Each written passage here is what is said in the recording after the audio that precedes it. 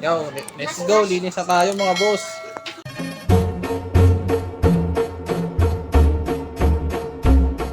Dumating na nga yung tinawag namin na tricycle. Kaya ito, sumakay na itong utol ko. At sumunod na nga ito asawa ng kuya ko. May pupuntahan nga kami ngayong araw. Kaya ito, sumakay na rin ako. Maglilinis kasi kami doon sa lilipatan namin. Kasi kailangan malinis kapag naglipat na kami. Malapit na nga kami sa lilipatan namin. At eto nga, nandito na nga kami. Kaya may tunay yung tricycle. At bumaba na nga ako. At pagsibaba na nga itong utol ko. Pati asawa ng kuya ko. Pagtapos yun, naglakad na nga kami. Papunta sa lilipatan namin. Magsasarili na kasi kami. At kasama ko nga itong mga kapatid ko. Nandito na nga kami sa lilipatan namin. At eto nga, binubuksan na ng utol ko. Nakasarado pa kasi. May mga gamit na kasi dito. Kaya sinasarado namin. Okay na, nabuksan na ng utol ko. At eto na nga, binuksan na nga ng ating utol. Nagsipasok na nga kami. Kasi nabuksan na ng utol ko. Kaya eto, pumasok na rin ako. Mga cooler, mga boss. At ito nga yung mga cooler na gagamitin namin sa pagtitinda ng ice cream. Bali, 4 nga siya. Umakit na nga kami para maglinis. At ito nga nilipatan namin. May terrace pa. Okay magpahinga dito pagtapos namin magtinda ng sorbetes. At ito naman yung loob na lilipatan namin. Malaki nga yung sala niya. Kaya okay to. At ito naman yung unang kwarto. Malaki siya. At dito nga magkukwarto yung utol ko. Kasi sana yung bagong amo ko. Ngayon nga lang siya magkakwarto ng gato kalaki. Kasi yung kwarto niya dati maliit. Pumunta naman ako sa pangalawang kwarto. At dito nga yung kwarto ko. Maliit nga siya. Pero okay lang. Dalawa lang naman kasi kami ng anak ko. Kaya okay na to. At ito naman yung pangatong kwarto. At yung kwarto dito ay walang iba kundi si Jessie Vlog. Mas malaki nga to kaysa dun sa dati niyang kwarto. At punta naman tayo dito sa terrace. Malawak nga tong terrace na to. Masarap talaga magpahinga dito. Lalo na kung kakauwi mo lang galing sa pagtitinda. Punta kami dito para maglinis. Yo, let's go. Linis na tayo mga boss. Sinimulan ko na maglinis. At ito nga inuna ko. Yung kwarto ng utol ko.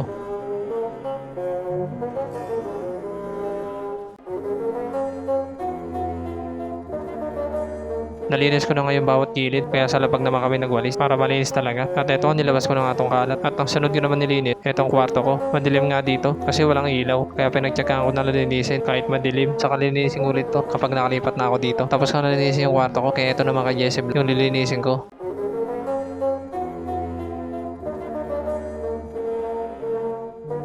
Nabalisan ko na ngayon bawat gilid kaya dito naman ako sa labag nagwalis. Last na nga ito nilinisan ko at swerte nga ni Jessie Vlog kasi nilinis ko na yung kwarto niya. Tapos din bumaba nga ako para silipin tong utol ko at pagbaba ko nga at eto nga naglilinis na nga siya. Akala ko kasi nakatunga nga lang siya. Ayun yan no.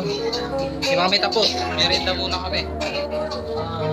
Nang merienda muna nga kami kasi nakaramdam na kami ng gutom. Nakakalinis namin. Saka tapos na rin naman kami maglinis. Maglalampaso na lang kami. At habang nakatabay nga kami dito, nakarinig kami ng kalembang. Kaya tinutukan ko ng camera. At pagtingin ko nga, si Jessie Vlog pala. Jessie Vlog!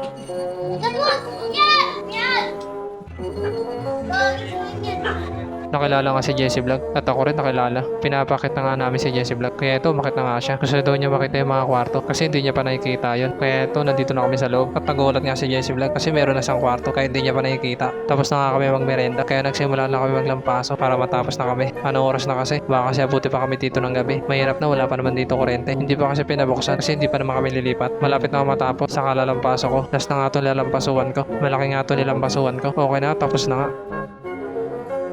Tapos na nga kami sa loob maglampaso kaya dito naman sa terrace at dito sa hagdanan. Last na nga ito nililinis namin kaya binibilisan na namin. Nandito na nga kami sa baba. Yun na, okay na. Tapos na yun, nalinis na namin. Nalinis na ang pabrika. Pagod yung yung manager.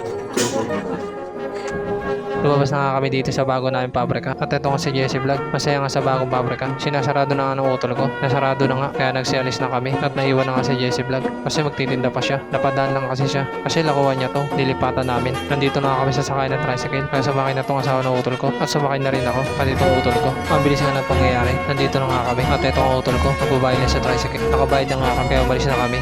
At ayun na nga. Hanggang dito na lang mga boys. Peace!